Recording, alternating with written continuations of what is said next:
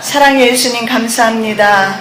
이 시간에도 우리가 시대를 다니엘서를 통해서 살펴볼 수 있도록 은혜 베푸심을 감사합니다. 아멘. 지혜와 지식의 영으로 함께해 주시고 아멘. 시대를 바로 직시하고 마지막 대우 환난을 준비하는 하나님의 거룩한 백성들 되게 하여 주시옵소서. 아멘. 말씀 가운데 역사하여 주실 줄로 믿습니다. 아멘. 깨닫게 하여 주시옵소서. 아멘. 2600여 년 전에 다니엘은 이 마지막 시대까지 보았사오니 이제 저희들에게 이 시대를 보여주심으로 이 마지막 때를 하나님의 거룩한 신부로 준비하며 단장하는 저희들 될 수 있도록 은혜와 긍휼을 베풀어 주시옵소서. 아멘. 시작합니다. 마치는 시간까지 성령 하나님께서 이 시간에 회중 가운데 함께하여 주시옵소서. 아멘. 감사하며 예수 그리스도 이름으로 기도드립니다. 아멘. 2장입니다. 2장 다니엘서 2장을 참고하시고 다니엘서 2장 말씀에 보면 금신상이 나와 있어요. 금머리 그리고 은 어깨 다음에 몸은 헬라지요. 동으로 되어 있고 그 다음에 철 종아리 부분은 철입니다. 그리고 마지막 10발가락 철과 진흙으로 되어 있어요. 다니엘서 2장을 참고하시면서 자 지난번에 이어서 첫 번째 금머리에 대해서 말씀을 드리도록 하겠습니다. 자 금머리는 바벨론을 가리켜요. 그러면서 동시에 앞으로 우리들이 직면하게 될 적그리스도 세력임을 볼 수가 있어요. 자 금신상에 대해서 말씀을 좀 드리면 이 느부갓네살이 본 환상을 금신상이라고 그렇게 말을 합니다.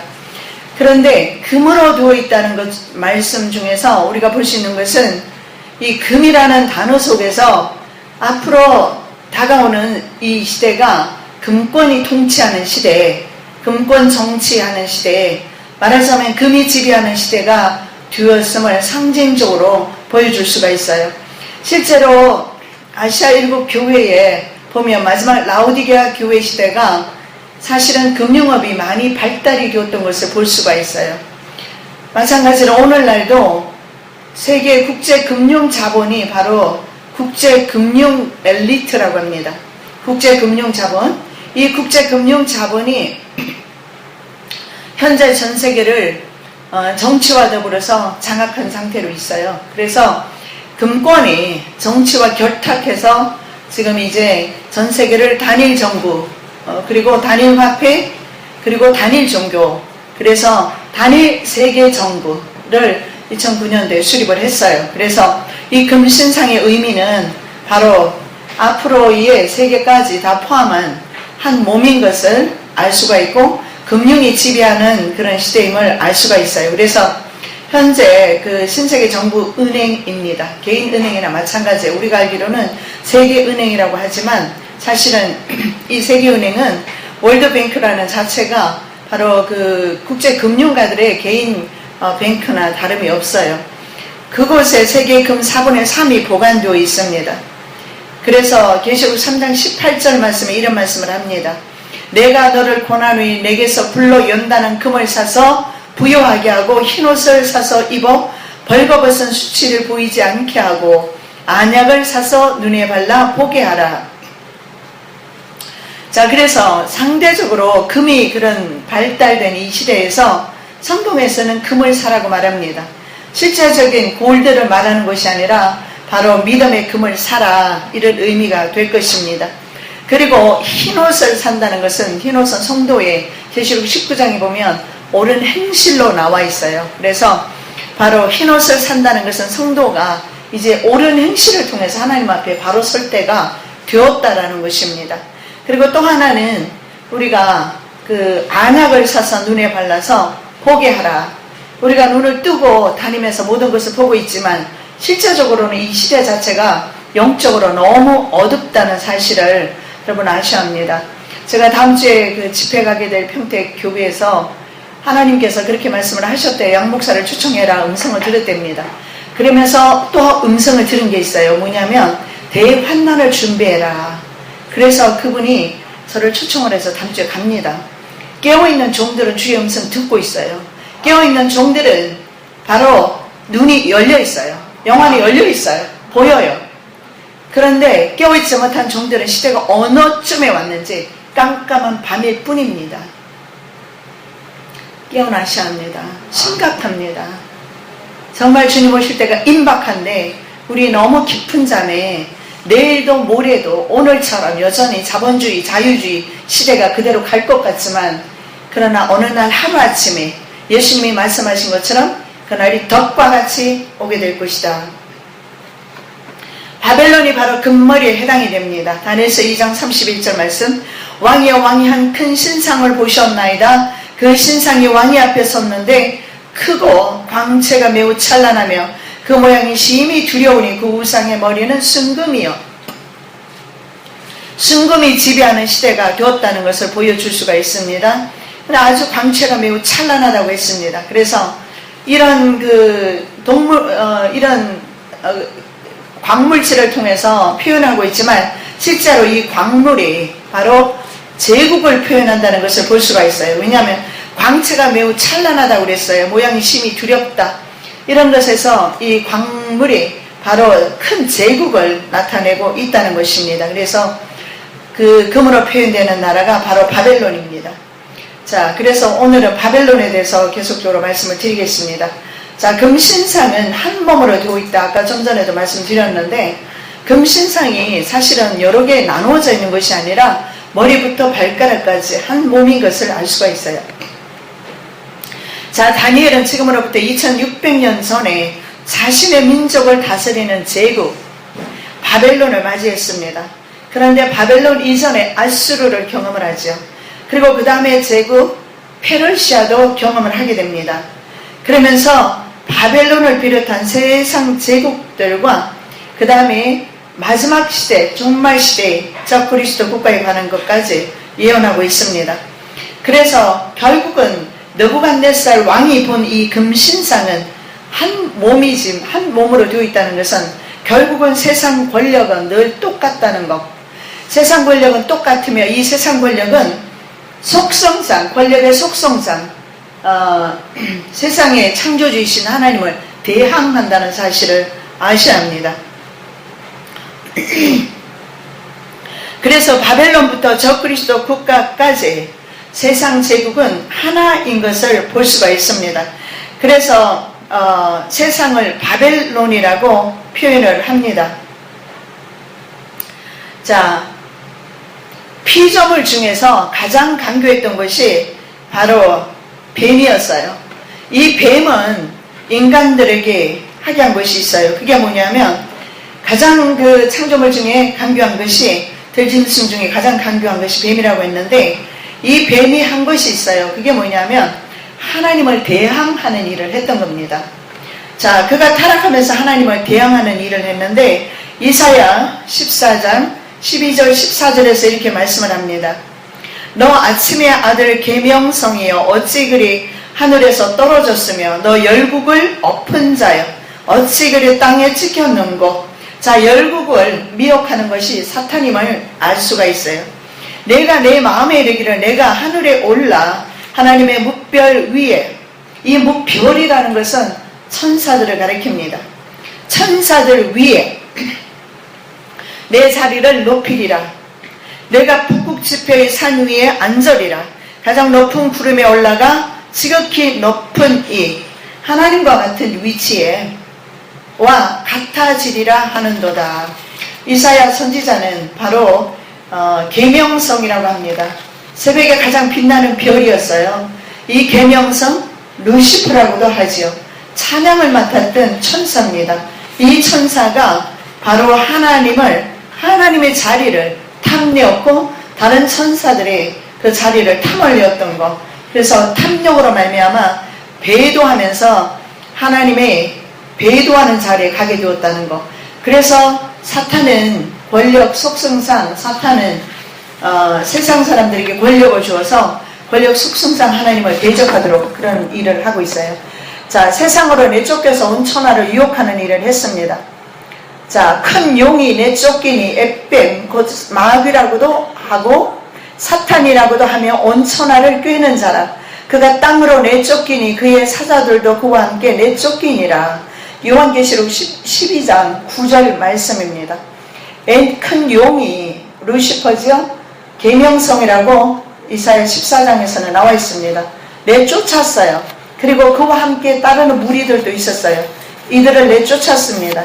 자, 이들이 어디로 나왔느냐 하면 에베소 6장 12절 말씀에 우리의 씨름은 혈과 육을 상대하는 것이 아니요 통치자들과 권세들과 이 어둠의 세상 주관자들과 하늘에 있는 악의 영들을 상대함이라. 자, 여기에서 통치자들, 권세, 세상의 어둠 주관자들, 우리 앞으로 당면하게 될 것입니다. 우리 앞으로 국가 정상이 될 수도 있고, 이런 사람들을 조종하는 무리가 하늘에 있는 악의 영들이다. 사람들은요, 권력의 속성상 어쩔 수 없이 권력을 유지하기 위해서 이들에게 영혼을 파는 일을 하게 됩니다. 그래서 권력은 권력 스스로가 바로 약한 그런 백성들을 탄압하도록 그렇게 되어 있어요. 그래서 이스라엘이 왕을 세우고자 했을 때 하나님께서 그렇게 반대했던 이유 중에 하나입니다. 인간 왕은 반드시 인간을 학대하기 때문에. 그래서 지금까지 세계 권력이 그렇게 해왔던 것처럼 마지막 이제 다니엘 세계 정부는 엄청난 세력과 무서운 그런 속도와 가장 많은 파괴력과 지구상에서 존재했던 가장 강력한 그런 짐승의 모습, 일곱 머리 열뿔 짐승으로 표현합니다. 경제와 정치와 문화와 심지어는 매매 수단까지도 다 장악하고 전 세계 68억에 넘는 인구에게 생체 칩을 삽입해서 매매를 못하게 하고 병원에 못 가게 하면서 그들은 최대의 권력을 행사를 하게 될 겁니다. 그런 시대에 지금 점점 저희들이 다가오고 있는 그런 시대에 저희들이 살고 있어요. 그래서 지나간 이런 권력을 우리가 보면서 앞으로 오는 세력을 조금이라도 짐작할 수가 있어요. 그래서 바로 사탄을 내어쫓겨서 하늘의 악의 영들, 하늘에 있으면서 세상에 있는 이런 권세자들, 세상의 주관자들, 룰러라고 그랬죠. 통치자들, 이들을 제압하면서 이들과 연합해 있다. 시편 2편 말씀에 그래서 열왕들이 바로 그리스도를 대항하는 모습이 나타납니다. 세상의 열왕들이 바로 그 모습이죠. 이 반역이 어디에서 처음으로 이루어졌느냐면 창세기 11장 말씀에 보면 바벨탑 반역의 무리들입니다. 자, 성읍과 탑을 건설하여 그 탑 꼭대기를 하늘에 닿게 하여 우리 이름을 내고 온 수면이 흩어짐을 면하자. 창세기 11장 4절에 City and Tower, 도시와 타워를 건설해서 바로 하나님의 그 탑 꼭대기를 하늘에 닿게 하자. 이것은 탑이 문제가 아니라 인간의 마음속에 있는 탐욕, 하나님처럼 높아지고자 하는 욕심, 이것이 결국은 하나님께 대항하는 그런 문화로 나타난 것이 바로 바벨탑 사건입니다. 그래서 하나님께서는 바로 인간 거인 니무롯이 자기 아들과 자기를 섬기라고 바벨탑을 쌓았어요. 그리고 사람들로 하여금 자기를 숭배하게 했습니다. 그 당시에.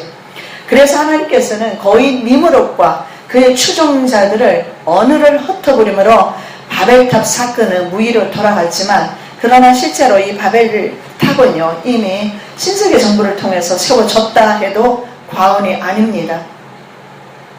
자, 그래서 결국은 바로 하나님을 대항하고자 바벨탑을 쌓았던 곳이 바로 바벨 시날산이었고, 그러므로 하나님의 교회는 처음부터 세속과 권력 혹은 문화 충돌이 있어 왔다는 것을 볼 수가 있어요.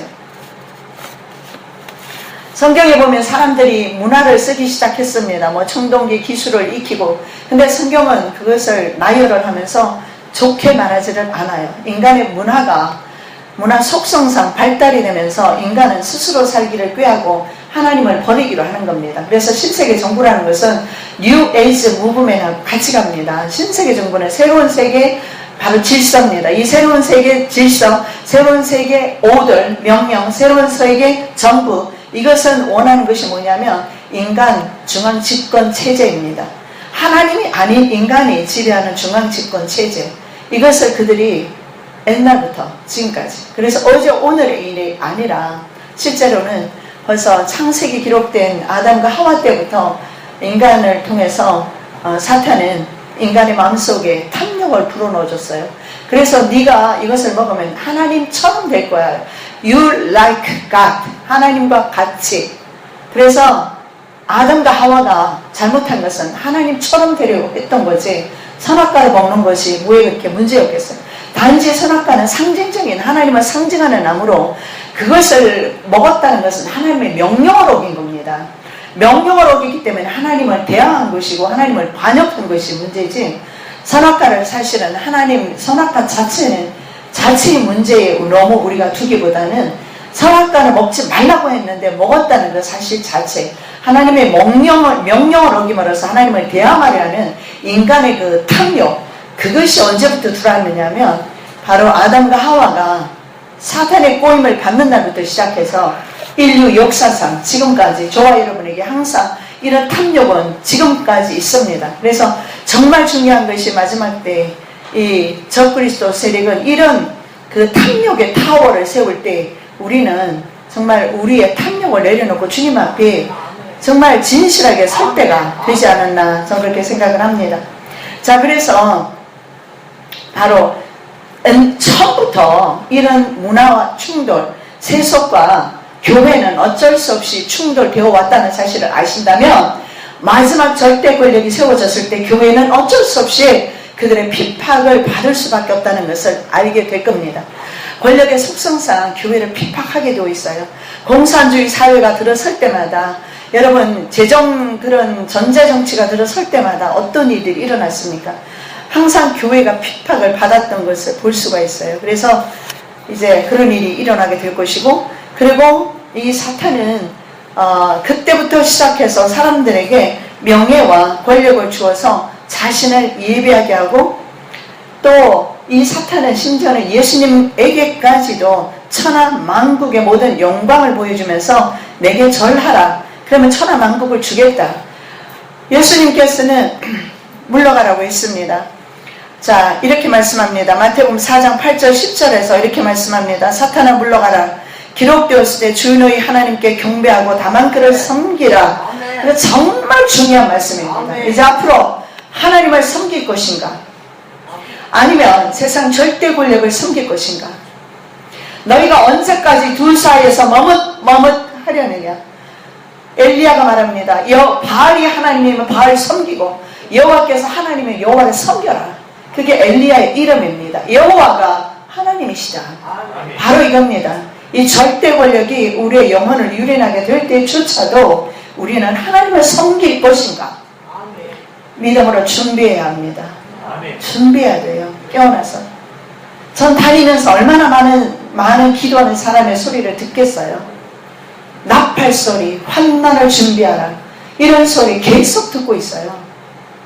그러면서 실제적으로 준비하는 사람들도 만나고요. 우리는 영육간에 영적으로 무장해야 될 줄로 믿습니다.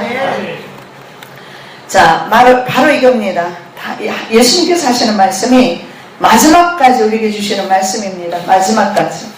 성경 몰라도 좋습니다. 다니엘서 다 잊어버려도 상관없어요. 마지막까지 주를 섬길 것을 작정하셔야 합니다. 다니엘이 처음에 뜻을 정한 것처럼 다니엘이 그 세 제국을 통과하면서 아수르 제국을 받습니다. 바벨론 제국을 경험했어요.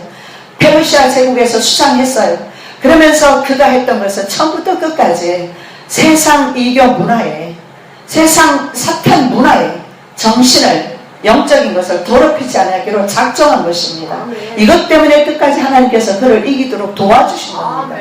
결국은 마지막 때도 이 믿음 하나, 이 신앙 하나, 이것 가지고 우리가 승리하는 사실을 볼 수가 있습니다. 문제는 사탄은 짐승에게 마지막 때 모든 권세를 이양합니다. 계시록 13장 1절입니다. 내가 본 짐승은 표범과 비슷하고 그 발은 곰의 발 같고 그 입은 사자의 입 같은데 용이 자기의 능력과 보좌와 큰 권세를 그에게 주었더라. 제 말이 아니라 하나님께서는 다니엘서 7장 말씀, 한때 두때 반때를 그에게 준다고 했습니다. 한때는 1년, 두때는 2년, 반때는 6개월입니다. 하나님께서는 후 3년 반을 적그리스도 세력에게 줍니다. 하나님께서 허락하신 엔드타임이 되었기 때문에 액뱀 사탄 마귀 용은 바다에서 올라오는 짐승이 있어요. 그게 계시록 13장 1절 이하에서 바다에서 올라오는 짐승, 그 짐승이 바로 적그리스도입니다. 적그리스도. 그리고 11절부터 땅에서 올라오는 짐승이 거짓 선지자예요. 이 거짓 선지자가 적그리스도와 연합해서 마지막에 표받는 작업을 하는 것이 바로 계시록 13장 16절 18절에 나오는 짐승표, 카르그마라는 짐승표, 짐승의 숫자, 짐승의 인정서, certification, 이런 것을 주는 것이 표식입니다. 이것을 몸에 받겠다는 것이 very chip입니다. 그것이 들어가면서 우리 몸속에서 유전자 변이가 일어나서 하나님 앞에 예배하지 못하게 합니다. 자, 그래서 사탄은 그 전에 먼저 짐승에게 모든 권세를 이양한다. 근데 사탄의 짐승이 보십시오. 표범과 비슷하다. 그 다음에 그 발은 곰의 발바닥 같고 그 입은 사자의 입 같다. 자, 여기에서 다니엘서 2장에 그 내용이 다 나오죠. 사자 어디죠? 바벨론. 그리고 곰은 어디입니까? 페르시아. 이제 기억나시죠? 그 다음에 또 하나가 표범 아니죠? 표범. 그렇죠. 표범은 어디입니까? 표범은 보통 알렉산더로 가리켜요. 헬라를 가리켜요. 그리스, 헬라.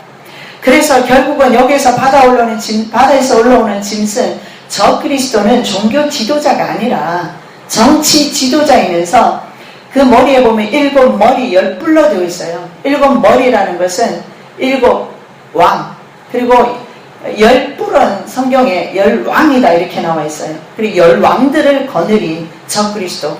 그러면서 계시록 13장 11절 이하에서 거짓 선지자, 종교 통합을 통해서 종교 연합까지 이루어내게 됩니다. 그래서 앞으로 다가오는 그런 정부는 아주 가공할 만한 이 인류의 역사상 가장 큰 강력한 그런 집단이 될 것이다. 그만큼 여러분 생각해 보십시오. 그런 초유의 그런 국가, 세계 권력 집단이 들어서게 될 때 어떤 일이 일어나겠습니까? 하나님께서는 먼저 인치시는 작업하십니다. 난 지금이 그때라고 생각합니다. 지금 저는 다니면서 하나님께서 딱 보내시는 데만 가는 것을 볼 수가 있어요. 다음 주에 가는 그 평택의 그분도 대환난을 준비해라. 하나님의 음성을 직접 들었다고 합니다. 그러면서 심지어는 제 이름까지 말해줘서 그래서 저 가잖아요. 깨어있는 사람들은 알아요. 시대가 어느 정도 왔는지. 그래서 마지막 때는 바로 하나님께서는요, 이 가공할 만한 파괴력을 지닌 국가 권력이 나타나기 때문에 우리 성도들은 목숨을 버리지 않으면 살기 참으로 힘든 시대에 오고 있어요. 그렇기 때문에 하나님께서는 또한 우리에게 유엘서 2장 28절 이하에 나오는 말씀, 성령께서 쏟아부어주시는 은혜, 그 은혜가 먼저 있게 돼요. 반드시 있게 됩니다. 곧 우리가 그 시대가 온다면 지금이야말로 은혜 받고 성령 받고 충만해서 깨어나야 합니다. 그러지 않으면 우리는 먹이 밥이 될 수밖에 없어요. 그들의 밥이 될 수밖에 없어요. 먹구멍이 포도청인데 열흘만 굶어보세요. 20일? 30일? 자식 잡아먹는 일이 성경에서 나타나지 않아요. 자, 문제는 성경에 보니까 사탄도 짐승에게 모든 권세를 이양하고 하나님께서도 42달 동안은 권세를 이양하는 기간, 그 기간으로 그래서 사탄은요, 속임수로 사람들을 자꾸 이 영광, 세상의 명예 이런 것들을 자꾸 이렇게 충동질을 시켜요. 성경에도 항상 그런 일이 있습니다. 시대마다 다른 제국들이 들어서 있기는 있지만은 결국 그 세상 권력은 하나이고 이 권력은 계속 높아지고자 하는 권력의 속성상 하나님의 자리에 앉게 되고, 그리고 또 당연히 그 결과로서 하나님과 성도들을 대적하게 될 것이다. 그리고 이 권력은 바로 사탄으로부터 온 것이기 때문에 결국 세상에서 영광을 받으려 하면, 여러분 중요합니다. 세상에서 영광을 받으려 하면 하늘 영광 잃어버린다는 사실을 아셔야 합니다. 만일에 예수님께서 절하셨다면요, 만일에 사람들이 사탄에게 절한다면요, 하늘 영광 받을 수가 없어요. 결국은 다니엘이 직면했던 것처럼 오늘 저와 여러분도 우상에게 절하느냐 하지 않느냐. 지금은 그냥 연합 예배식으로 나타나고 있어요. 종교가, 여러 종교가 다 통합해서 어디 뭐 천국 가는 길이 하나뿐이냐, 모함의 그리스도교, 예수 그리스도교, 모택동 그리스도교 다 있지 않느냐, 길이 여러 군데 있지 않느냐, 그런 스타일 보여요. 그러나 결국은 마지막에는요, 이런 예배 운동으로 나타날 것이나 지금은, 그러나 나중에는요, 전하계까지, 전하계. 베리칩 안에 뭐가 들어가느냐 하면, 주파수 조종장치라는 게 들어가요. 주파수 조종장치가. 확인해 보시면 아실 겁니다. 유전공학 공부한 분들은 다 알아요. 주파수 조종장치가 들어가 있는데, 위성에서 신호를 보내면 주파수 조종장치가 움직이게 되어 있어요. 그러면 위성을 통해서 절하라고 그러면 칩을 받은 사람은 자동으로 절하게 돼요. 예, 자동으로. 그런 시스템이 베리칩입니다. 그게 바로 마이크로칩. 그게 바로 우리 몸속에 넣고자 하는 생체칩. 지금 한국의 뭐 큰 회사에서 이 완전히 여기 연구진들이 완전히 올인해가지고 있어요. 왜냐하면 5천만이 넘는 사람들에게 심을 큰 대형 프로젝트이기 때문에 여기에 목숨을 걸고 있다고 좀 들었어요. 자, 세베대에 두 아들이 있었습니다. 자, 어머니가 이렇게 말하죠. 나의 이 두 아들을 주의 나라에서 하나는 주의 우편에 하나는 주의 좌편에 앉게 명하소서. 예수께서 말씀을 합니다. 나의 마시는 잔을 네가 마시겠느냐. 그럼 예수님의 말씀은 뭡니까? 내가 십자가 질 텐데 너희들 십자가 질 것인가? 예, 그렇습니다. 십자가 지는 것은 그 사람의 몫이나 하나님의 좌우편에 앉는 것은 하나님의 뜻이니라. 예수님의 대답이 그거예요. 정말 우리가 하늘 영광을 바라본다면 십자가까지도 지는 자세가 필요하다는 것입니다. 그래서 우리가 세상 영광, 명예 이런 것들 욕심 부리지 않는다면 정말 하늘 영광 바라보는데 도움 될 것입니다. 세상 욕심 계속 붙잡고 쫓아가는 동안에는 하나님이 보이지가 않고 앞으로 다가오게 될 이 어려운 시대, 환난 보게 되고 두려움이 오게 됩니다. 자, 예수님도 이 세상은 성도들의 곳이 아니라고 분명히 말씀하고 있어요. 자, 읽어드리겠습니다. 세상이 너희를 미워하면 너희보다 먼저 나를 미워한 줄을 알라. 너희가 세상에 속하였으면 세상이 자기의 것을 사랑할 것이나, 우리가 세상에 속했다면 세상이 날 사랑해서 나에게 돈도 주고 명예도 주고 권력도 주고 했을 겁니다. 너희는 세상에 속한 자가 아니요, 도리어 내가 너희를 세상에서 택하였기 때문에 세상이 너를 미워하느니라. 예, 세상 권력 속성상 이 권력은 사탄에게서 온 것이기 때문에 사탄이 하나님을 처음부터 있잖아요. 아담과 하와에게 찾아가서 하나님을 거역하도록, 하나님을 반역하도록 만들었기 때문에 그래서 세상 권력이라는 것이, 세상 명예라는 것이 그 속성상 하나님을 대항하게 되어 있어요. 그래서 우리가 세상 욕심이라든가 세상 것을 좀 내려놓으면 주님 나라가 확연히 보이게 됩니다.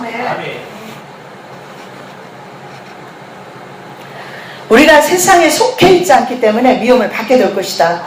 그러므로 우리가 미움을 받는다면 기뻐하십시오. 우리가 바로 하나님의 자녀라는 증거입니다. 자, 마지막 때는 예수님께서 이 땅에 오시는 것은 자녀를 심판하러 오시는 것이 아니고 구원하러 오시고, 세상을 심판하러 오셔요. 세상을. 자, 계시록 17장 5절 말씀에 그의 이마에 이름이 기록되었으니 비밀이라 큰 바벨론이라 땅의 음녀들과 가정한 것들이 엄이라 했더라. 자, 여기 보니까는요, 많은 물류의 음녀가 있어요. 그리고 이 음녀가 7머리 10뿔 짐승을 달고 있어요. 유로파라는 것이 오늘날 유럽이 유로파에서 나왔는데 짐승 탄 여자라는 뜻이에요. 그래서 유럽연합이 바로 짐승 탄 여자임을 볼 수가 있는데, 자, 여기에서 자, 이렇게 말하고 있어요. 짐승 탄 여자라고 그랬어요. 근데 짐승이 보니까 7머리 10뿔 짐승이다. 적그리스도를 탄 교회의 세력을 가리킵니다. 그래서 마지막 때는 교회와 적그리스도가 연합해서 하나님을 배도하는 일에 전 세계 사람들을 잡아 죽이는 일을 하려고 할 것입니다.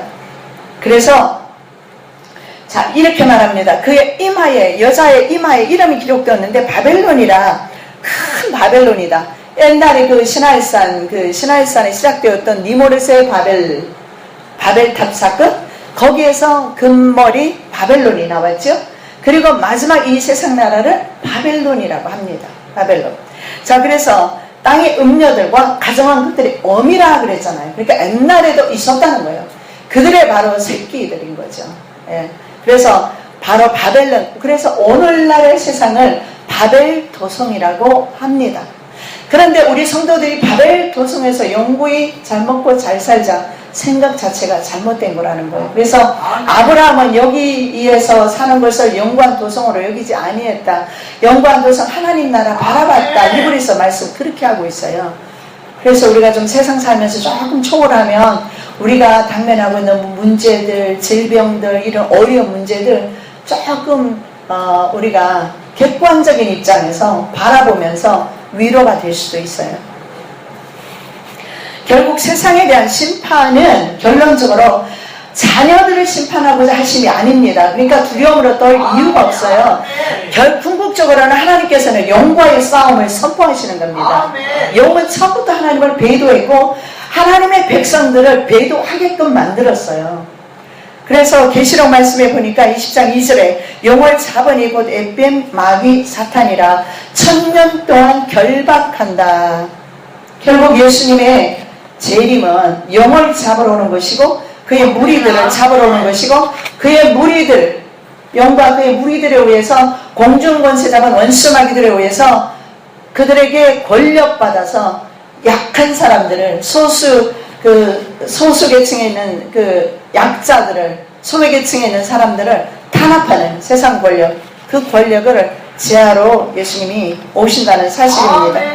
그래서 금머리 바벨론은 짐승으로 바로 사자에 해당한다. 그리고 계시록 13장에 사자는 사자 머리는요, 그 찰스 왕태자 그 문양에 보면 이게 찰스 왕태자 비즈니스 카드에 보면 이 그림이 나와 있어요.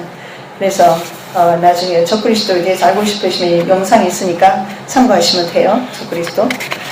근데 유럽연합이 현재 바로 이 짐승 국가 유로파, 짐승 탄 여자라는 그런 의미라고 말씀을 드렸어요. 자, 내 짐승과 내 제국에 대해서 다시 좀 상세히 말씀드릴게요. 내 짐승과 내 제국.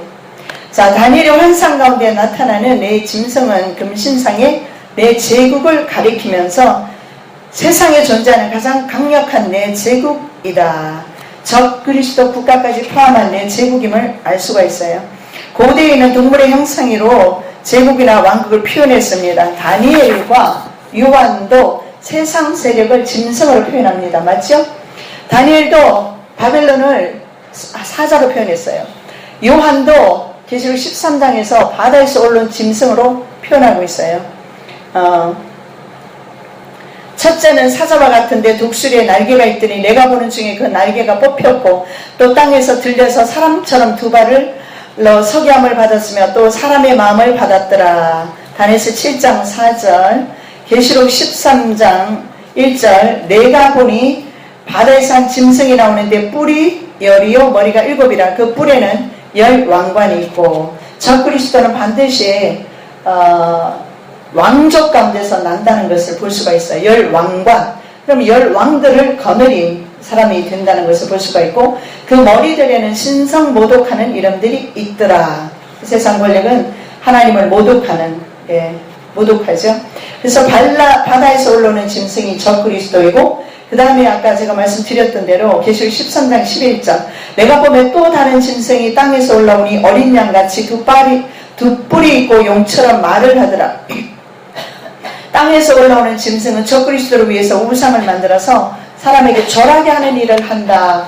시간이 없으니까 읽지는 않고 넘어갑니다. 그것이 바로 계시록 13장 16절 18절, 저가 모든 자, 큰 자, 작은 자, 부자, 가난한 자, 할 것 없이 모든 자, everybody, 모든 자에게 사탄의 표, 660표, 그 표를 바로 삽입하겠다. 그걸 누가 그 일에 앞장서느냐? 종교 지도자들이 앞장서게 될 겁니다. 어쩌면 양들을 인도하는 종교 지도자들 말이죠. 양들에게 꼴을 먹여야 되는 그런 종교 지도자들 말이죠. 자기 양들을 이제 우리 가운데서 내어주게 될 것입니다. 가짜 목자입니다. 싹은 목자죠. 자, 성경에 보니까 이 내 제국을 하늘의 내 바람으로 표현하고 있어요. 다니엘서 7장 2절 3절에 보니까 다니엘이 진술하여 이르되 내가 밤에 환상을 보았는데 하늘의 내 바람이 큰 바다로 몰려 불더니 적그리스도 국가는 반드시 바다에 인접해 있는 것을 볼 수가 있어요. 항상 바다를 중심으로. 계시록 13장 1절에도 바다에서 짐승이 올라와요. 그래 밤에 환상을 보는데 하늘의 내 바람이 어디로 가느냐? 바다로 가고 있어요. 근데 그 짐승 넷이 나오는데 모양이 각각 다르다. 첫째 사자, 곰, 그 다음에 표범, 그 다음에 7머리 10뿔 짐승이라고 표현합니다.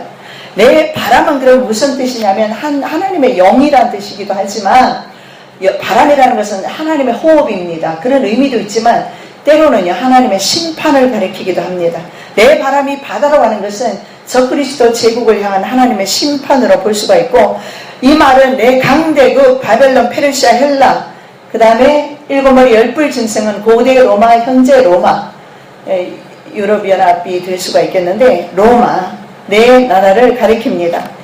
자, 제가 읽어드리겠습니다. 스가랴 6장 5절 8절 말씀. 천사가 대답하여 이르되 이는 하늘의 내 바람인데 온 세상을 주 앞에 서 있다가 나가는 것이라 하더라. 검은 말은 북쪽 땅으로 나가고 흰 말은 그 뒤를 따르고 어룽진 말은 남쪽 땅으로 나가고 장한 말은 나가서 땅에 두루 다니고자 하니 그가 이르되 너희는 여기서 나가서 땅에 두루 다니라 하매 온 땅에 두루 다니더라. 그가 내게 외쳐 말하되 이르되 북쪽으로 나간 자들이 북쪽에서 내 영을 쉬게 하였느니라. 계시록 6장에 보면 네 말이 나옵니다. 흰 말이 나오면서 적그리스도가 나오고 그 다음에 붉은 말 전쟁, 검은 말 기근, 청황색 말 죽음. 그래서 같이 나오는 것을 봅니다. 그래서 이 네 말은 세상에 이루어지게 될 그런 어떤 심판 내지는 그런 전쟁, 기근 이런 것들임을 볼 수가 있어요. 그 다음에 성경에 보니까 네 뿔로 나와 있어요. 네 뿔. 자, 뿔이라는 것은 여러분 보시겠지만 뿔은요 왕을 가리킵니다. 뿔. 네 뿔은 이스라엘을 해친 네 강대국임을 볼 수가 있어요. 그리고 4명의 대장장이가 나와요. 역시 스가랴 말씀에 나옵니다. 스가랴 1장 18절 21절 말씀에 보니까 네 뿔, 네 대장장이, 네 뿔이 나타나면 네 대장장이가 나타나는 것을 보게 됩니다. 내가 눈을 들어본즉 내게 뿔이 보이기로 이에 내게 말하는 천사에게 묻되 이것이 무엇입니까? 자, 그들이 대답하기를 이스라엘과 예루살렘을 흩뜨린 뿔이니라.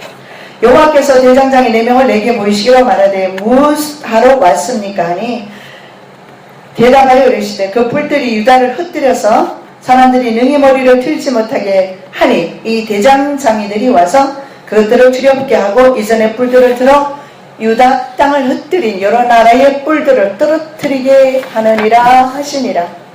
자, 성경 여러 곳을 보면 심판에 대해서 말씀을 계속하고 있어요.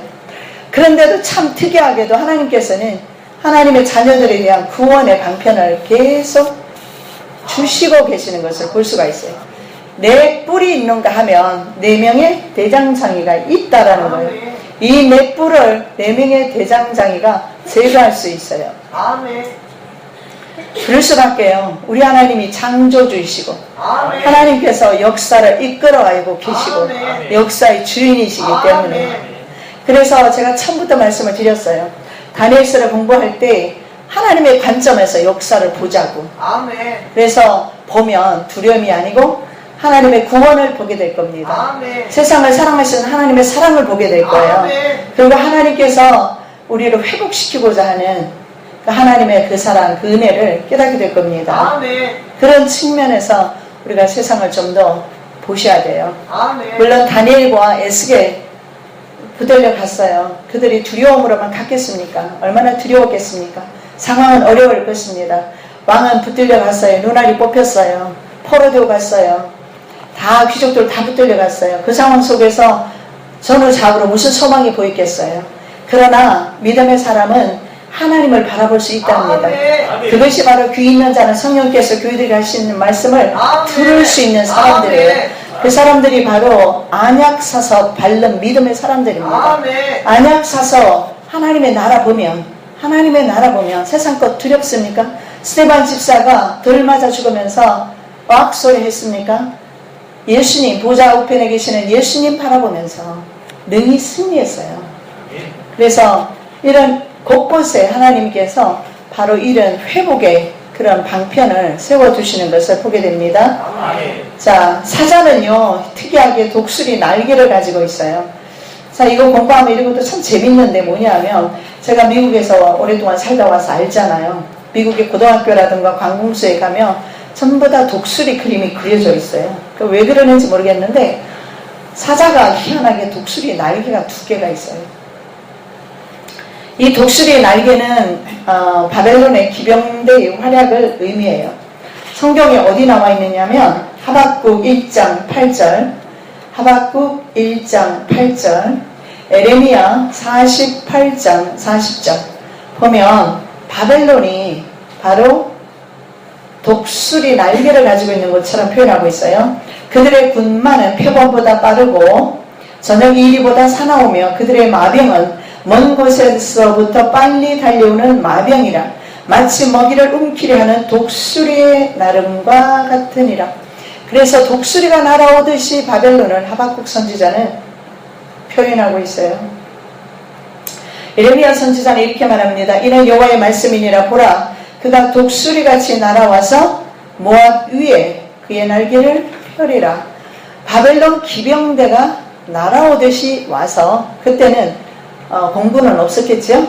그러니까 기병대를 말해요. 기병대가 날아와서 그의 날개를 모압 위에 폈다는 것은 기병대가 속전속결로 모압을 점령해버렸어요. 그래서 모압이 점령되었습니다. 그것을 말해요. 그래서 희한하게 독수리의 2 날개가 있다라는 것을 통해서 강대 국가의 그 어떤 의미적인 게 있는 것 같아요. 전지전능한 모습을 좀 보이고자 하는. 왜냐하면 천사가 날개 달린 스랍이잖아요. 천사잖아요. 그래서 어떤 그런 영적인 의미도 있지 않을까 그런 생각을 해봅니다. 자, 이스라엘이 있잖아요. 바로 이 바벨론 시대에 3차에 걸쳐서 망하게 됩니다. 이스라엘이 언제 망하게 되느냐? 바로 바벨론 시대에 포로로 붙들려 갔다가 페르시아 시대에 다시 3차에 걸쳐서 돌아오게 됩니다. 참고적으로 좀 말씀드릴게요. 제1차 바벨론 포로 붙들려 간 사람이 있어요. 그 사람이 누구냐면 바로 다니엘을 비롯해서 여호야김. 이 세 왕은 참고적으로 알아두시면 좋아요. 여호야김, 그리고 아들이 여호야긴, 그리고 여호야긴 다음에 시드기야는 여호야김 왕의 동생이 되죠. 그래서 이 세 왕 때 마지막으로 포로로 붙들려 가게 됩니다. 그래서 맨 1차 포로로 누가 붙들려 가느냐 하면 여호야김 왕과 다니엘, 그리고 세 친구가 붙들려 갑니다. 여러분, 상징성이 커요. 마지막 때는요, 하나님께서 2 증인들을 일선에 세워주실 겁니다. 그리고 믿음을 고문시켜 줄 거예요, 전 세계 사람들에게. 그리고 14만 4천 명을 전 세계에 흩으셔서 믿음의 성도들을 격려해 줄 것입니다. 그걸 바라보시기 바랍니다. 믿음의 사람들을 반드시 먼저 세우시는 것을 봐요. 거꾸로 먼저 간 것이 아니라 다니엘이 1차로 붙들려 가면서 하나님은 역사의 주인이시다. 아멘. 절대 권력 제1인자가 느부갓네살이 눈앞에 있지만 그 앞에서 당당하게 선포하기를 네가 아니야. 세상 역사를 주관하시는 분은 하나님이시여. 이것을 당당하게 선포했던 사람이 다니엘입니다. 다니엘은 바로 자기 목숨을 걸면서 하나님의 살아계심을 증거했어요. 아멘. 그래서 다니엘 1차로 붙들려 갑니다. 자, 이들이 갔을 때 1차로 붙들려 가서 했던 것이 있어요. 바로 쉽게 말하면 인질교육, 정신교육을 시켰어요. 정신교육. 지난번에 제가 한번 이것을 했었는데요. 기억하실 분 아마 계실 겁니다. 인질교육 프로그램을 진행했어요. 애굽 왕과 싸웠어요. 이 BC 605년경인데 BC 605년경에 역대하 24장 7절 말씀을 보면 느부갓네살 왕이 이집트와 갈그미스 전투라는 전투를 치르고 이집트를 완전히 초토화시키면서 이제 이스라엘에 들려서 여호야김과 다니엘 세 친구를 붙잡아 갑니다. 자, 이스라엘은 하나님께 악을 행해서 포로가 되는 것을 보게 됩니다. 악을 행해서.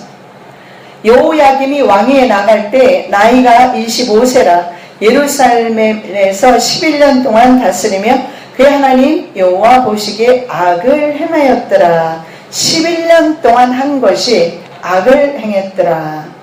느부갓네살이 또 여호와의 전 기구들을 바벨론으로 가져다가 바벨론에 있는 자기 신당에 두었더라. 결국 여기에서 하나님의 질서를 볼 수가 있는데 하나님의 종들이 하나님께 악을 행하면 환경이 인간을 압박하는 것을 보게 됩니다.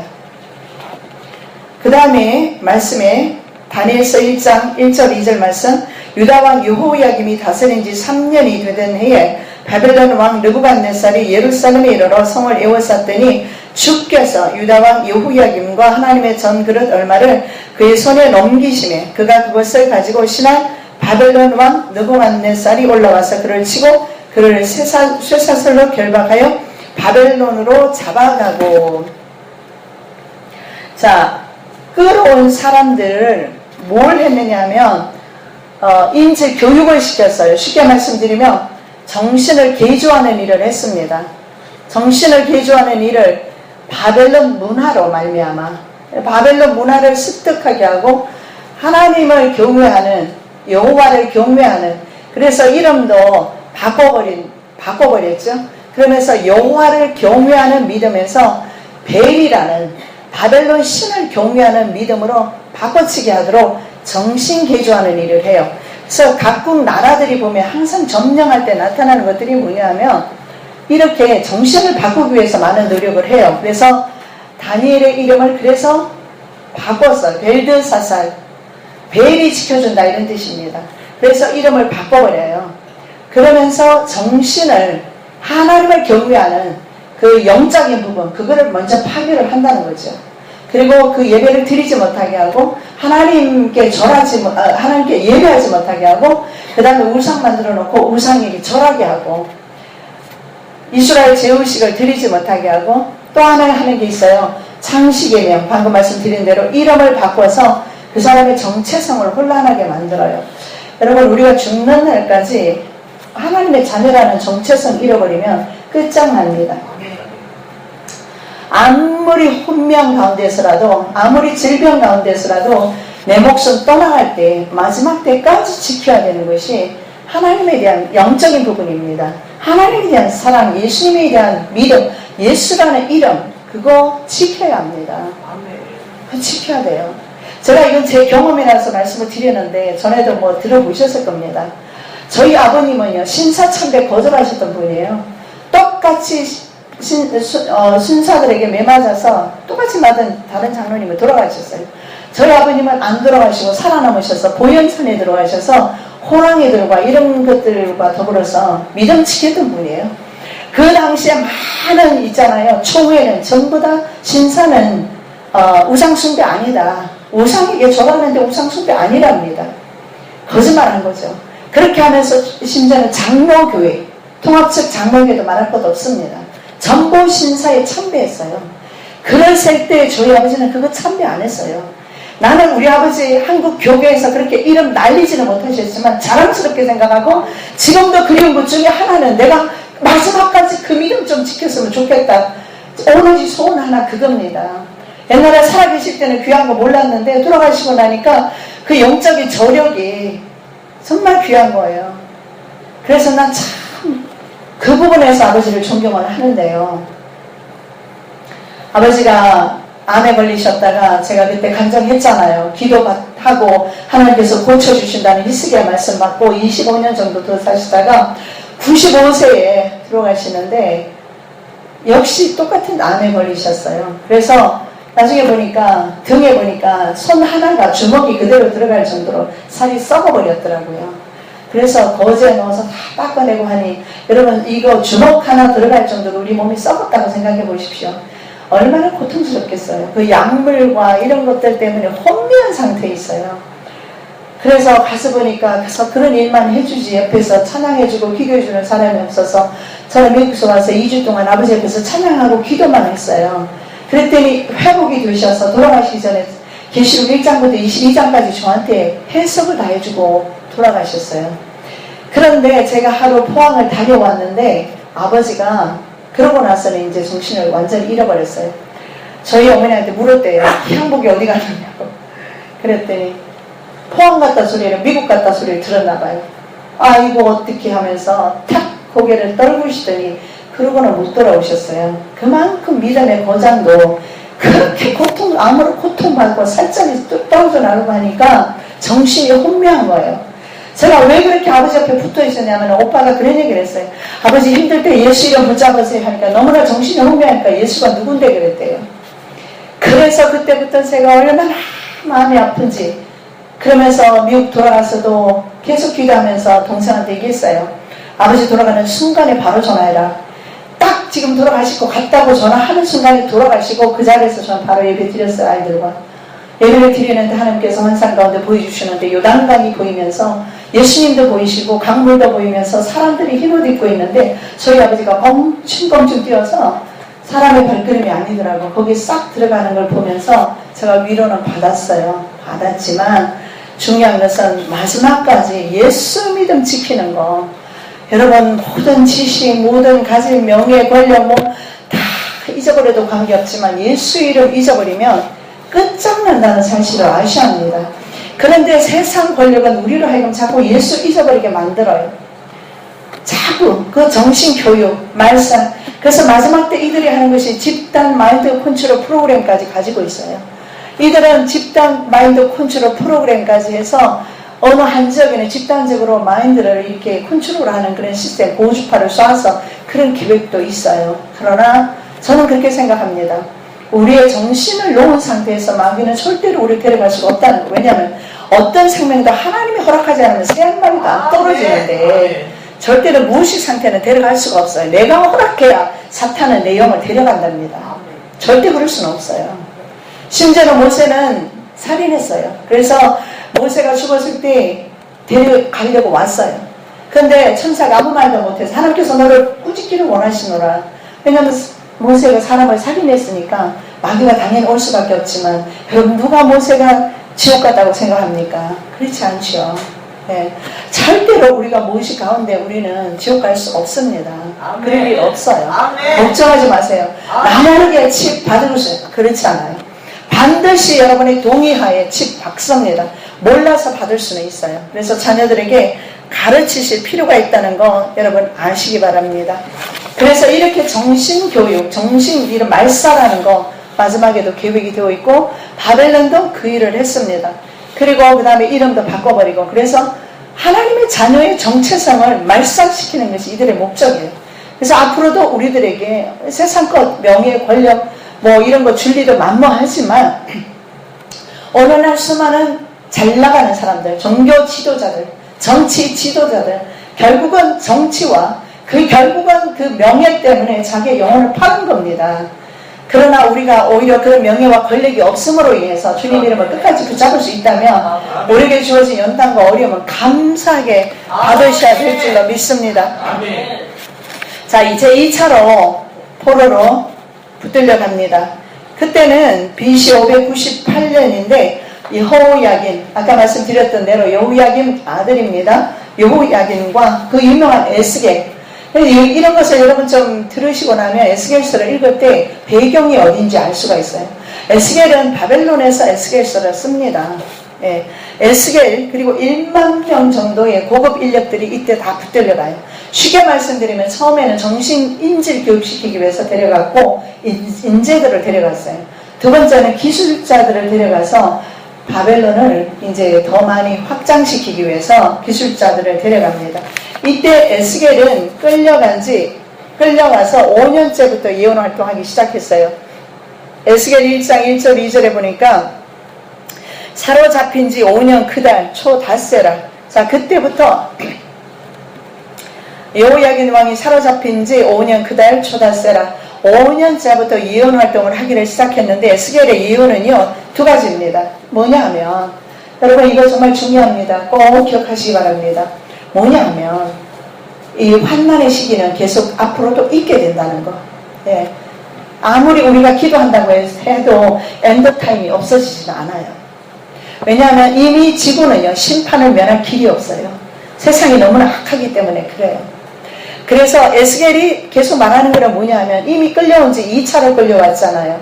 그렇기 때문에 벌써 1차로 끌려온 사람, 1차로 끌려온 사람은 70년을 살았겠지만 2차로 끌려온 사람은 3차에 끌려온 사람은 12년 후에 끌려와요.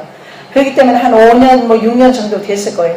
자, 그렇다면 이스라엘이 바벨론에서 몇 년을 살아야 되느냐? 많이 사는 사람은 70년, 60년, 50년 살아야 돼요. 자, 이 말인 즉슨 뭐냐면 아무리 하나님께서 기뻐하시는 다니엘과 에스겔이 그곳에 있다 할지라도 하나님의 공의는 시행된다는 겁니다. 바로 이런 측면에서 앞으로의 우리의 시대도 마찬가지예요. 믿거나 말거나 간에 하나님의 공의는 이루어지게 될 겁니다. 그 하나님의 공의가 세상을 심판하는 방향으로 나올 것이고 하나님의 당신의 자녀들에게는 구원하는 사랑의 방편으로 나오게 될 겁니다. 그래서 결국은 이러한 공의의 세상에 살면서 우리가 하나님을 전적으로 정신무장하고 의지하는 것, 여기에 다니엘에 무슨 답이 있습니까? 다니엘이 금을 쌓았습니까? 은을 쌓았습니까? 바벨론에서 살았던 다니엘을 생각하면서 우리도 바로 마지막 때로 볼 수가 있어요. 결국은 마지막 때는 뭡니까? 금이 아니라 은이 아니라 바로 예수 믿는 믿음, 그 정신, 말씀 붙잡고 서야 된다는 거예요. 어린아이 믿음 가지고는 어림없어요. 어린아이는 배고프면 넘어지고 자빠져요. 그러나 어른은 배고파도 참을 줄 알아요. 참을 수 있어야 돼요. 그래서 이들은 여기에서 오랫동안 있어야 된다. 집 짓고 포도나무 짓고 포도나무 심고 그리고 열매 심고 식물 심고 살아라. 하나님의 뜻은 너희들에 대한 그 벌은 70년 감옥 보낸 것으로 성경에는 그렇게 나와 있어요. 이사야는 70년 감옥 간 것으로 표현하고 있어요. 그 감옥살이가 지난 후에 이사야 제2 이사야라고 해서 40장부터 회복을 선포하고 있어요. 무슨 말이냐면 세상과 죄인된 우리들은 죄값을 치러야 회복이 이루어진다는 거죠. 그래서 70년은 50년은 반드시 살아야 되는 거. 그래서 그러나 중요한 것은 이 바벨론 땅에서도 하나님은 살아계신다. 아멘. 바벨론 땅에서도 하나님은 하나님이시다. 베일이 하나님이 아니고 마르둑이 하나님이 아니라 바로 바벨 땅에서도 하나님은 살아계신 하나님이시다. 여호와만이 살아계신 하나님이시다. 여호와만이 창조주이시다. 그거 선포하는 거예요. 그게 바로 다니엘서의 주제입니다. 여러분, 이런 다니엘의 그 마음이 짐작되지 않아요? 또 하나가 있습니다. BC 586년에 3차로 완전히 멸망하는데 그때는 예루살렘 성전까지 파괴됩니다. 그때 또 붙들려오는 사람들이 있게 돼요. 그 사람들을 미리 위로하는 차원에서 에스겔이 예언 활동을 하고 있어요. 자, 그런데 이스라엘 사람들이 이렇게 말해요. 너희가 이스라엘 땅에 관한 속담에 이르기를 이런 속담이 있답니다. 아비가 신포도를 먹었으니 아들에게가 시다. 무슨 말이냐면 우리 조상이 잘못해가지고 우리가 바벨론 포로되었다. 예수님 하나님께서 이 말을 고쳐요. 그 속담 잘못됐다. 앞으로 이스라엘 가운데서 다시는 이 속담을 쓰지 못하게 되리라. 모든 영혼이 다 내게 속한지라. 아버지의 영혼이 내게 속함같이 그들의 아들의 영혼도 내게 속하였나니 범죄하는 그 영혼은 죽으리라. 이겁니다. 아들에게 우리가 해야 할 것은 하나님을 경외하는 법을 가리키는 겁니다. 그냥 주어서 세상에 복을 주려고 하지 마시고 하나님의 말씀을 가리켜서 하나님을 경외하는 법을 알아야 돼요. 그래야 그 아들이 하나님을 경외함으로 구원받아요. 내가 아무리 감싼다고 해서 그 아들 구원할 수는 없다는 거예요. 아버지가 신포도 먹는데 어떻게 아들이가 쉽니까? 그럴 수는 없다는 거예요. 이스라엘 사람들이 괴짜와 같은 말을 했어요. 우리 아비가 죄를 지어서. 또 하나 있어요. 하나님이 능력이 없어서, 하나님이 힘이 없어서 우리가 이렇게 되었다. 여러분, 하나님이 힘이 없는 거 아니라 죄가 있으면 하나님은 힘이 없었어요. 그건 분명해요. 죄 있는 곳에서는 하나님께서 아무 일도 안 하신답니다. 죄를 회개해야 돼요. 죄 있는 곳에서는 사탄만 역사할 뿐이지 하나님은 아무것도 못하세요. 그런데 자기들의 죄는 생각하지 않고 하나님의 힘이 없어서 우리를 팔았다. 능력이 없어서. 옛날에 신들하고 있잖아요. 하나님을 똑같은 이게 어떻게 비교했던 거예요, 이 사람들이.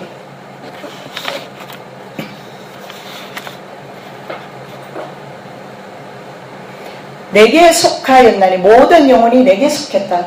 그래서 모든 영혼은 주께 속했어요. 내 아들도, 내 딸도, 내 부모도. 중요한 것은 그들에게 믿음 가르쳐야 돼요. 하나님을 경외하는 법 가르쳐야 돼요. 대학 안 나와도 좋습니다. 못 배워도 괜찮아요. 출세 못해도 괜찮아요. 지금 남은 시간 얼마 없어요. 하나님 경외하는 법 가르쳐야 지옥 안 갑니다. 사탄이 한 것 중에 가장 교활한 것이 뭔지 압니까? 예수 믿게 만들어서 지옥 보내는 겁니다, 여러분. 예수 믿게 만들어서 속아서 지옥 가는 거예요. 얼마나 많은 교인들이 지옥 가는지 아십니까?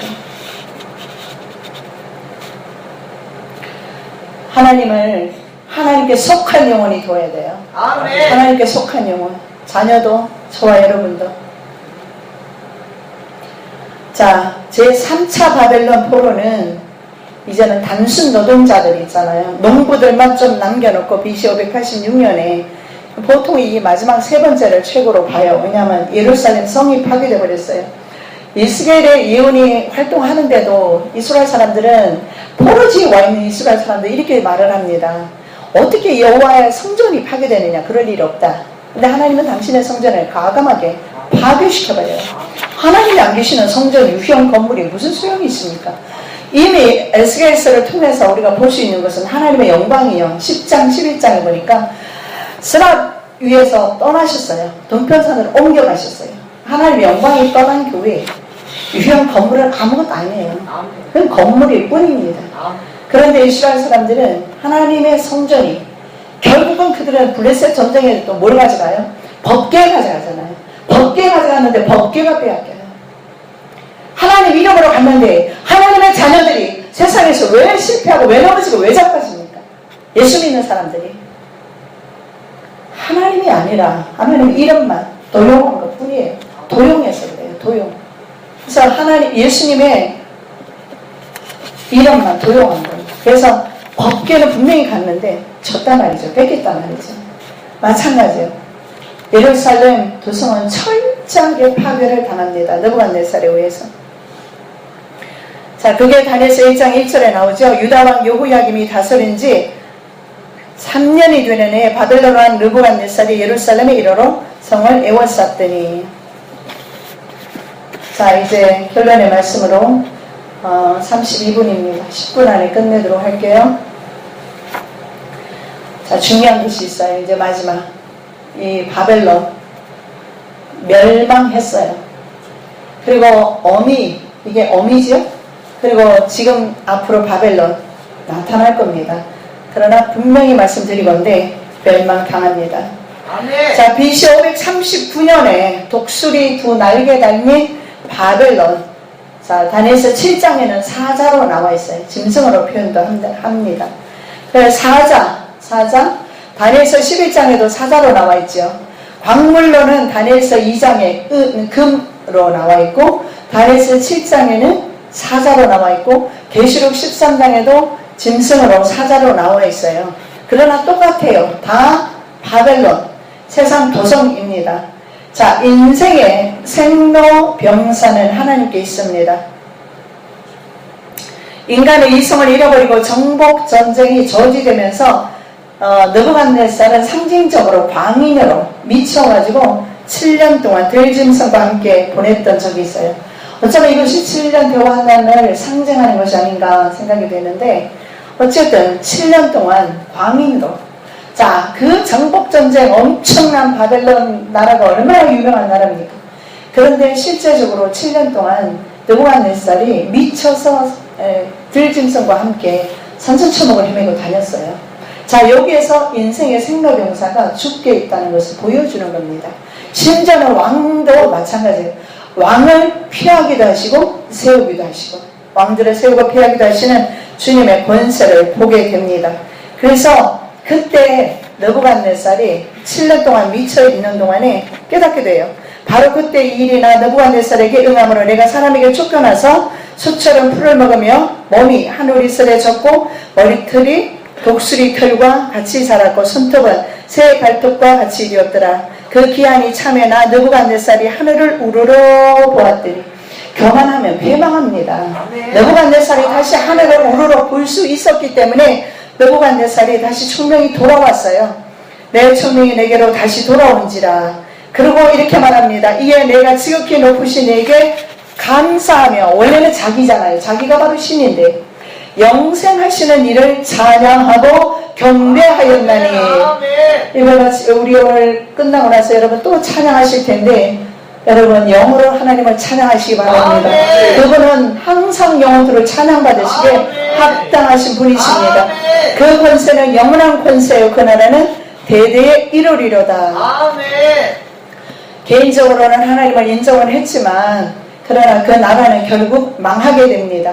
그의 아들이 마르둑이에요. 마르둑 시대 왕조가 끝나는데, 왜냐하면 하람 출신의 그 귀족의 아들 나보니두스라는 사람이 반역을 했어요. 그래서 왕권을 차지하면서 느부갓네살 집안은 마르둑 신을 섬겨요. 그리고 나보니두스는 신이라는 신을 섬겨요. 그런데 이 바벨론 제국이 있잖아요. 나보니두스. 그러니까는 느부갓네살의 자손이 아니죠. 엄격하게 말하면. 느부갓네살은 아주 용맹했어요. 그래서 사자로 표현된 거예요. 근데 나중에 보니까 바벨론이 그 용맹함이 다 사라져버린 거예요. 여인처럼 되었다. 성경에서 그렇게 말하고 있어요. 여인처럼 된 집안이 바로 나보니두스라는 그 집안이에요. 벨사살이라는 거. 여러분 그러면 이제 알겠죠. 나보니두스는 몰라도 벨사살은 알죠. 왜냐하면 성경에 다니엘서 5장에 벨사살 나오잖아요. 5장 1절에 보니까 벨사살 왕이 그의 귀족 1000명을 위하여 큰 잔치를 베풀고 그 1000명 앞에서 술을 마시니라. 이 사람이 했던 것은 뭐냐면 전쟁은 하지 않고 맨날 술 잔치만 벌였어요.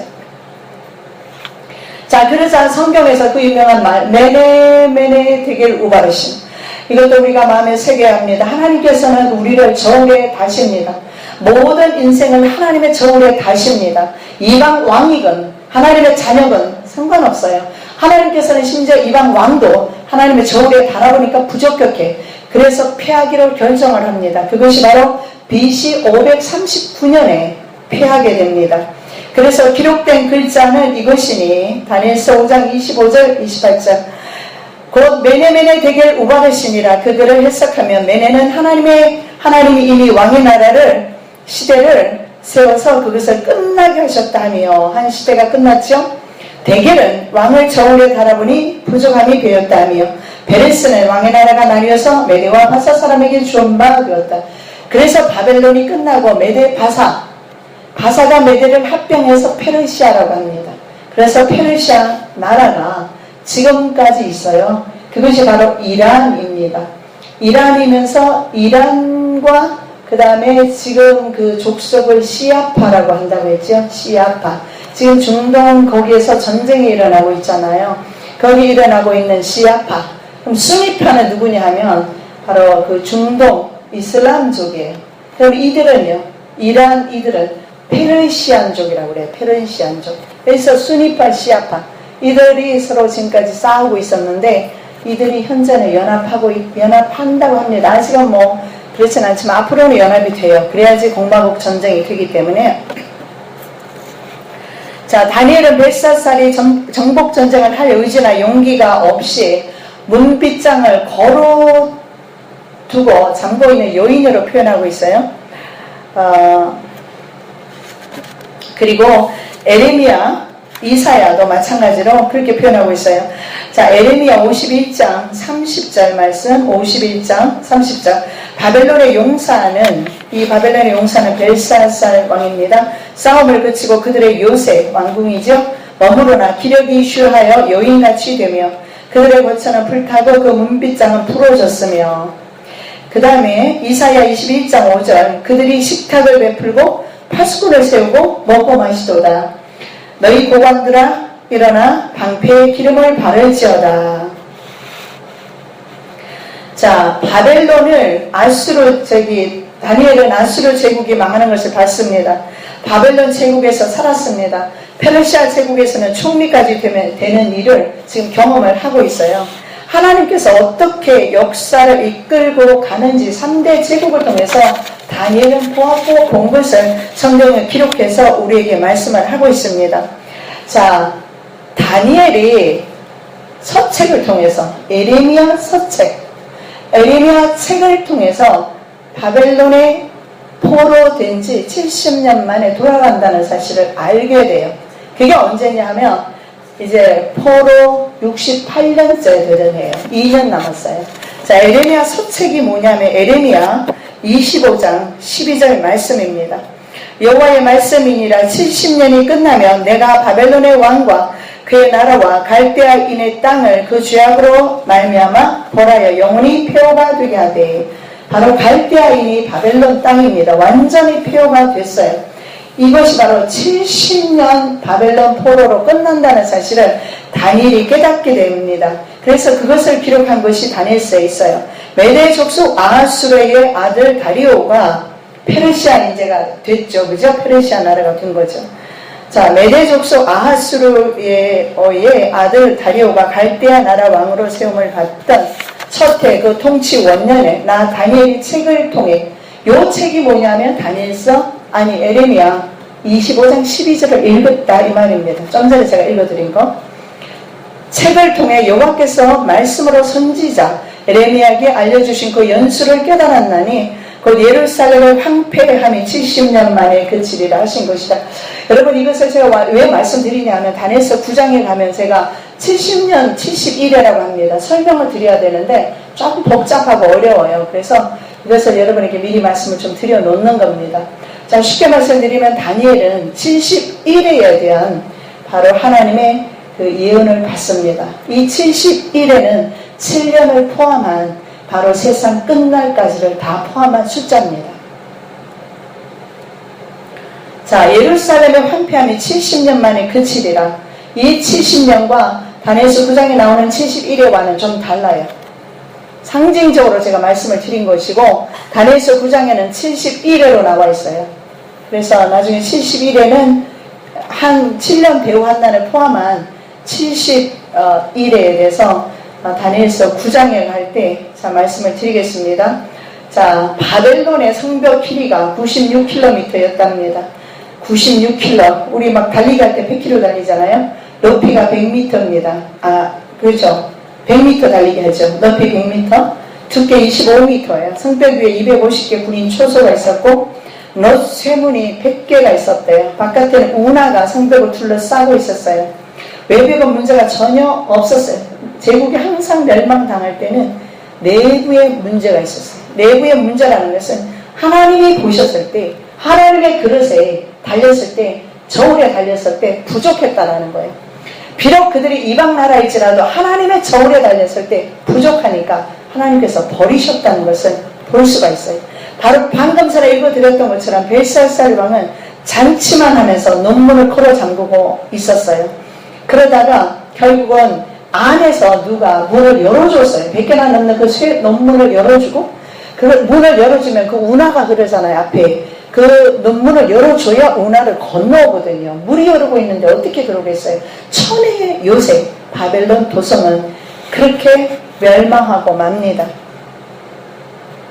아수르 제국은요, 민족의 그 다른 식민지 정책을 뭘 했느냐면은 혼혈로 만들었어요. 결혼을 그렇게 만들었고, 바벨론은 각 나라에 뛰어난 인재들을 불러서 바벨론 교육을 시키면서 정신, 쉽게 말하면 정신교육, 이데올로기 교육이라고 하죠. 오늘날 이데올로기 교육이 뭔지 아십니까? 그게 세계화라는 거 아시죠, 여러분? 세계화라는 것이 뭡니까? 전 세계를 하나로 묶는 거예요.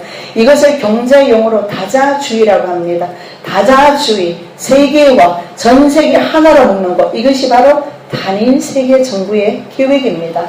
그래서 전 세계 시장을 하나로, 정치를 하나로, 화폐를 하나로, 모든 종교를 하나로, 그것이 바로 그들이 원하는 바로 단일 세계 정부를 구상하는 겁니다. 바로 이런 이데올로기 교육이요. 이런 것을 통해서 각국 그 식민지 그 인재들을 교육하고 바벨론은 그렇게 했고, 앞으로도, 아니 지금도 마찬가지예요. 지금 있잖아요. 그동안 미국에서 해왔던 것 중에 하나가 있어요. 그게 뭐냐면 각국의 지도자, 인재될 만한 사람들이 있죠. 미국에서 다 교육받았어요. 영국 옥스퍼드 같은 데 가서 전부 다 교육받고 각 나라로 돌려보내서 그들 엘리트에 합류시키면서 그들에게 부를 주고 명예를 주면서 그 나라를 팔아먹도록 하는 일을 지금까지 해왔어요. 그래서 결국은 이렇게 하는 것은 어떤 그 제국이 항상 나타나는 경영 방식입니다. 뭐 혼혈 정책, 결혼 정책을 통해서 아니면 인재들을 뽑아서 아니면 종교를 통합을 시킨다든가 이런 것. 근데 중요한 것은 처음부터 끝까지 아까 제가 맨 처음에 말씀드렸던 대로 사탄이 하와에게 가서 하나님의 명령을 어기도록, 선악과를 먹음으로 하나님의 명령을 어기도록 결국은 우리의 영혼을 유린하는 것이 그들의 최고 목적인 것을 결론의 말씀으로 드릴 수가 있어요. 그래서 결국은 우리가 마지막까지 우리의 마음을 지키는 것이 무엇보다도 우리의 마음을 지키는 것이 주님에 대한 믿음과 정신을 지키는 것이 우리가 살 길임을 여러분 아셔야 합니다. 마지막으로 말씀 하나 읽어드리겠습니다. 에레미야 29장 11절 13절 말씀입니다. 여호와의 말씀이니라. 너희를 향한 나의 생각을 내가 아나니 평안이요 재앙이 아니니라. 에레미야는요 눈물의 선지자입니다. 이스라엘이 바벨론 포로가기 전에 눈물로 그들을 권고했으며 마지막 이집트까지 따라가면서 끝까지 이스라엘과 마지막까지 함께했던 눈물의 선지자입니다. 그래서 앞으로 오는 것이 재앙이라는 거 에레미야 선지자는 알고 있어요. 그런데 이렇게 말합니다. 너희를 생각, 하나님 생각 내가 알지만 재앙이 아니라는 거예요. 평안이라는 겁니다. 미래, 너희에게 미래와 희망을 주는 것이니라. 여러분 시대 너무 보지 마시고 환경 보지 마시고 하나님 안에서 이런 미래와 희망을 가지시기 바랍니다. 너희가 내게 부르짖으며 내게 와서 기도하면 내가 너희들의 기도를 들을 것이요 너희가 온 마음으로 나를 구하면 나를 찾을 것이요 나를 만나리라. 아멘. 오늘 저녁에 우리 주님 꼭 만나세요. 기도하겠습니다. 사랑해 주님 감사합니다. 우리에게 주시는 하나님의 생각은 주께서 도달하십니다. 재앙이 아니라 평안입니다. 아멘. 주님의 이 말씀 붙잡고 오늘도 주님 앞에 기도할 것입니다. 온 마음으로 주님을 구할 것입니다. 아멘. 주님 만나 주시옵소서. 아멘. 주님을 경험할 수 있도록 도와주시옵소서. 그래서 이 시대를 바라보면서 두려워하지 아니하고 주님 바라보면서 믿음으로 승리하는 우리 주의 사랑하는 성도들 되게 하여 주시옵소서. 감사하며 예수 그리스도의 이름으로 축복하며 기도합니다. 아멘.